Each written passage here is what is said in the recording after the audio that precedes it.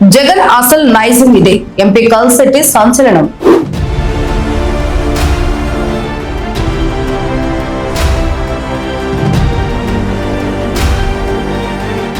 రాజకీయాల్లో శాశ్వత శత్రులు, శాశ్వత మిత్రులు ఉండరంటారు. కానీ ఒకప్పుడు ఒకరిపై ఒకరు చేసుకునే విమర్శలు మాత్రం చరిత్రలో నిలిచిపోతాయి. తాజాగా విజయనగరం ఎంపీ కల్సెట్టి అప్పలనాయుడు వైసీపీ నేతలపై అస్త్రాలను సంధించారు. జగన్ ఒక ప్రమాదకారి అని, ఆయనకు నేరగాళ్లతో సంబంధాలు ఉన్నాయని గతంలో బొత్స సత్యనారాయణ, ధర్మాన ప్రసాదరావు చేసిన వ్యాఖ్యలను వీడియోలు, పేపర్ క్లిప్పింగ్ల రూపంలో బయటపెట్టారు. అప్పుడు జగన్ తిట్టిన వారే ఇప్పుడు ఆయన చెంత చేరి ఎలా మాట్లాడుతున్నారంటూ ప్రశ్నించారు. ఈ ఆసక్తికర వివరాలేంటో ఇప్పుడు చూద్దాం. విజయనగరం టీడీపీ కార్యాలయం వద్ద ఎంపీ కల్సెట్టి అప్పలనాయుడు, ఎమ్మెల్యే అదితి గజపతిరాజుతో కలిసి 21 వార్తా క్లిప్పింగ్లతో కూడిన ఫ్లెక్సీలను ప్రదర్శించారు. 2012లో పిసిసి అధ్యక్షులుగా ఉన్నప్పుడు బొత్స సత్యనారాయణ చేసిన వ్యాఖ్యలను ఆయన గుర్తు చేశారు. జగన్ దోచుకున్నది దాచుకునేందుకే రాజకీయాల్లోకి వచ్చారు. ఆయుధ విక్రేతలతో ఆయనకు సాన్నిహిత్యం ఉంది అని బొత్స అన్న మాటలను ప్రజలు ముందుకు తెచ్చారు.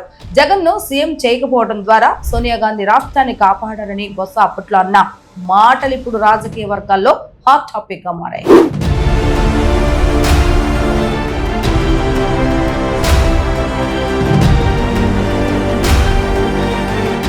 కేవలం బొత్స మాత్రమే కాదు, అప్పట్లో రెవెన్యూ మంత్రిగా ఉన్న ధర్మాన ప్రసాదరావు సైతం జగన్ పై తీవ్ర విమర్శలు చేస్తారని ఎంపీ కల్సెట్టి గుర్తు చేశారు.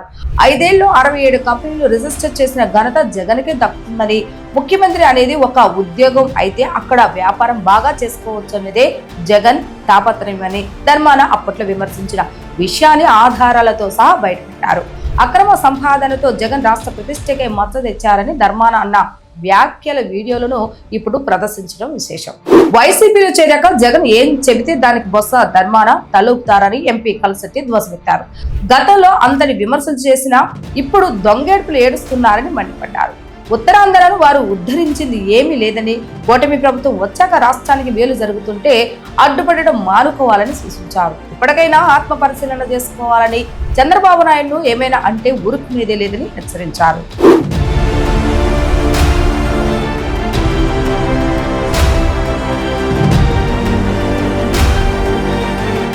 రాజకీయ ప్రయోజనాల కోసం నేతలు, పార్టీలు మారవచ్చు, కానీ వారు చేసిన వ్యాఖ్యలు మాత్రం సజీవంగానే ఉంటాయి. కల్సెట్టి అప్పలనాయుడు ప్రదర్శించిన ఈ పాత ఆధారాలు ఇప్పుడు వైసీపీ నేతలను ఆత్మరక్షణలో పడేశాయి. మరి ఈ విమర్శలపై బొత్స సత్యనారాయణ, ధర్మాన ప్రసాదరావు ఎలా స్పందిస్తారో చూడాలి.